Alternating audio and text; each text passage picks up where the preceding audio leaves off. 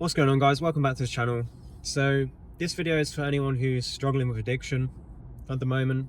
If you're in it right now, I understand that it can be very lonely, dark place. I'm talking from my own experience as a recovering drug addict. I lost my life to active addiction for over 10 years. In that time, I completely lost myself. I became a husk of a person. I hated myself. I was very lonely. I was very isolated, and desperate, and I was scared. I didn't know how to get out of the situation I was in. So I relate to you. I relate to that. If you're struggling with stuff at the moment, and it doesn't necessarily have to be drug addictions, it can be anything: gambling, porn, sex, overeating, whatever it is. The thing I had to realize is that the drugs weren't necessarily the problem. I had to take care of that first before I could start looking at anything else. But really what I've learned is that the problem was with me. It was with the way I felt about things. It was the way I dealt with things. It was my internal state, what was going on for me inside.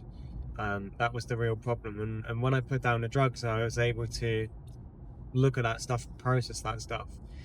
I couldn't begin to look at that stuff if I was constantly running to drugs to self-soothe myself, So if you're struggling with addiction right now, I would say the most important things are to, one, get honest. You have to get honest firstly with yourself, because denial can keep us in addiction for so long. Deep down underneath it all, we kind of know we've got a problem, but we can stay in denial. We can use denial. We can justify our behaviors. We're very good as addicts at tricking ourselves into believing our own BS, So we have to get out of denial. We have to really look at ourselves, look at our lives, and look at what the addiction is doing. And this is where step one in the 12-step program comes in, because step one is admitting you're powerless, and admitting that your life is unmanageable. Even when I was in the worst of it, I still couldn't really see how deep I'd gone, because it just become so normal. But it took for me to do a bit of reflection, to step off the roller coaster and to actually start reflecting on just how deep I'd gone and how messed up my life was. And all the times I was going against my will, and using what I didn't want to, and doing immoral things to get drugs and to get money, So we have to get honest, okay, with ourselves firstly. I have to admit I've got a problem, and I have to be willing, I have to be able to want help with that, I have to want to change. Secondly, I have to get honest with other people. Addiction is such a powerful illness that we struggle with, and it really makes you dishonest, not because you want to be, but just because of how you have to be to get what you need to get. It turns you into a dishonest person.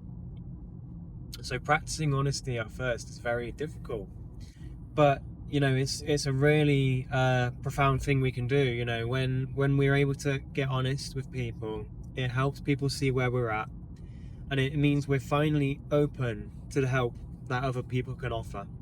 Because if I'm trying to do it on my own and keep it to myself, I can't do that. I can't do it on my own. I need help, and people can't give me that help if they don't know, and if I'm not being honest, or if I'm not actually genuinely, sincerely seeking help.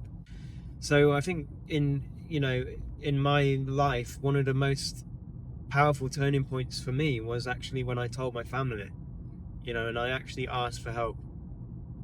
Because up until then, and it doesn't necessarily have to be family, just thrown out there. It could be a close friend, it could be someone you trust, it could be a support worker, it could be a priest, it could be a mentor, any person really, where you're finally starting to open up and get honest about it.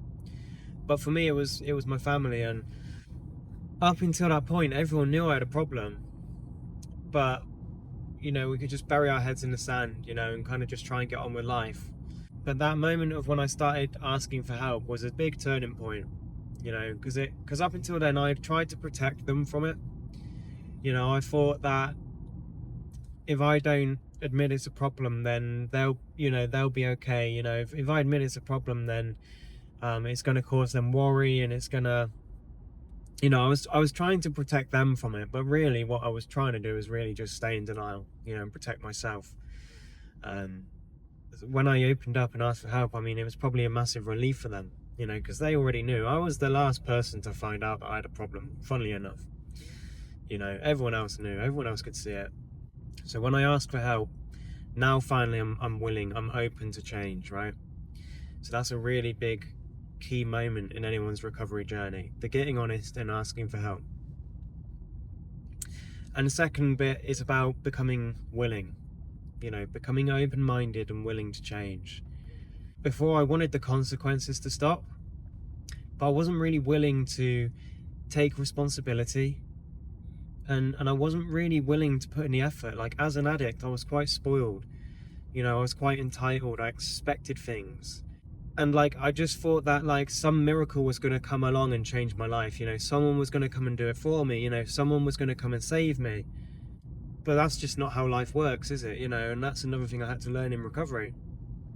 I had to take responsibility for my life, for my actions.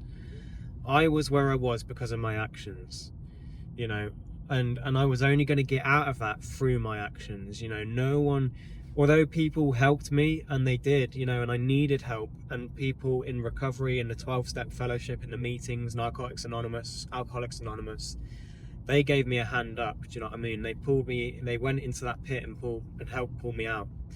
But I had to take the steps. I had to ask for the help, and then I had to put the legwork in. No one can do the legwork for you. Partly why we don't admit we've got a problem, why we stay in denial for so long, is because then if we admit we've got a problem, then we know the onus is on us to do something about it. And a lot of the time we don't want to do anything about it because we want to take the easy way out. We want to take the soft way out. If I admit I've got a problem, then I have to do something about it. So I'd rather stay unconscious of it. But no, if we want to change, we have to bring awareness to that, and we have to then take responsibility for it. And that's quite a scary thing, especially as an addict. We just want the soft way, the easy way. But I'll say this: when I was in addiction, what I thought was the easy way, burying my head in the sand, taking drugs, avoiding my problems, that's not the easy way, because my life was fucking hard. That made my life a living hell, right? In recovery, we do the hard things. I go to meetings, I take responsibility for myself, I work out, I get up on time, I eat well, I do my service, I help other people, I do my breath work and my meditation. That stuff's hard to do. Cold showers in the morning, being consistent, being disciplined, that's hard. But you know what? It makes my life easy, because I'm at peace. I'm fit and strong and capable. I'm happy, I'm healthy, I'm connected to people. I have a sense of purpose. I've got a higher power in my life. That makes life easy. Even though the things I have to do to get that is hard. So it's a bit of a paradox. If you do the easy thing in life, you're going to have a hard life. If you do the hard things in life, you're going to have a relatively easy life. So I had to be willing. And then finally, I had to be open to getting help and following suggestions from other people. So if you're struggling with addiction right now, I would strongly recommend finding a 12-step fellowship, whether it's Narcotics Anonymous, Gamblers Anonymous, Sex and Love Addicts Anonymous, Overeaters Anonymous. There's Alcoholics Anonymous. There's all kind of different fellowships, 12-step fellowships that you can try, and find the one that resonates with you, dependent on your drug of choice or your behavior, your addiction. And just listen, attend those meetings and listen, and then start asking for help and start following people's guidance. Part of the program is you get a sponsor, which is basically like a mentor, who's going to take you through the work, and they're going to take you through these 12 steps, and you're going to discover why why you are the way you are, and why you turn to substances or you turn to other behaviors to cope with life. Because like I said, it's not about the behavior, it's not about the vice, it's about coping mechanisms, and it's about what's going on internally. And as we figure that out, we'll then be able to start to find peace within ourselves and be able to live with ourselves, because we've done that inner work. We've sat with it, we've processed it, we've worked it.